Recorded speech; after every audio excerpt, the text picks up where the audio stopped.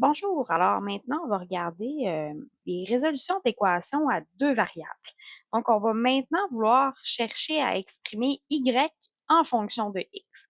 Donc, on va avoir une équation où je vais avoir deux variables différentes. Donc, je vais avoir du x et du y et je vais vouloir venir isoler y dans mon équation. Donc, étant donné que je vais avoir aussi une deuxième variable, donc je ne pourrai pas trouver là, une valeur numérique à y, mais je vais venir isoler y dans mon équation, puis je vais me trouver de cette façon-là à venir isoler y, donc à venir exprimer y en fonction de x. Donc, on va regarder un exemple ensemble où on voit que, bon, j'ai deux types de variables différentes, donc du x et du y. Et moi, ce que je vais vouloir venir faire, c'est isoler y. Donc, je vais prendre tous mes termes avec du y, puis je vais les envoyer d'un même côté d'égalité, et tous les termes qui n'ont pas de y, donc les termes qui ont la variable x et les termes qui sont constants, qui n'ont pas de variable, d'un autre côté de l'égalité.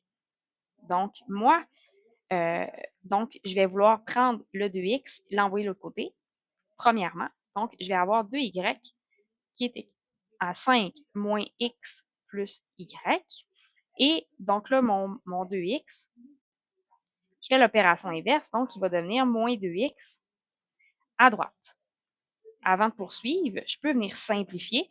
Donc, on voit qu'à gauche, donc moins x, moins 2x, ce sont des termes qui se simplifient. Donc, avant de poursuivre, je peux les simplifier.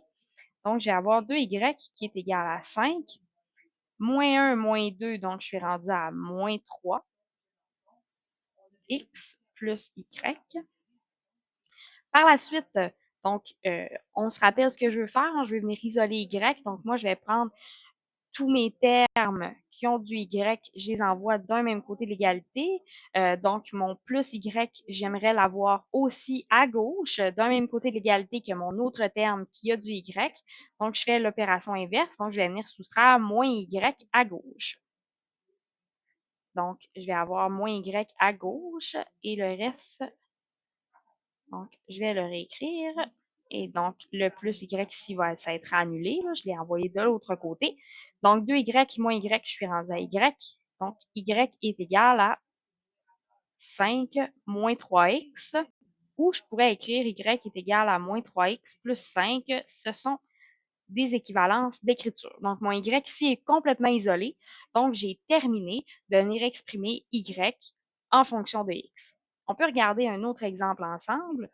Donc, si j'ai l'exemple 10 moins 4y plus 3x qui est égal à 0. Donc, je vais faire la même chose. Donc, je vais garder à gauche mon terme en y et je vais envoyer mes autres termes à droite. Donc, le 10 et le 3x, je vais les envoyer de l'autre côté.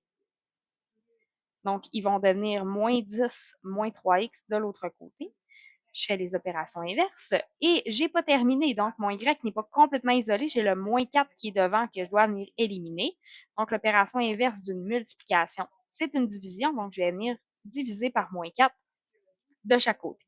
Donc, à gauche, j'ai y et à droite, ben, je vais avoir donc moins 10 divisé par moins 4, ça me donne 10 quarts.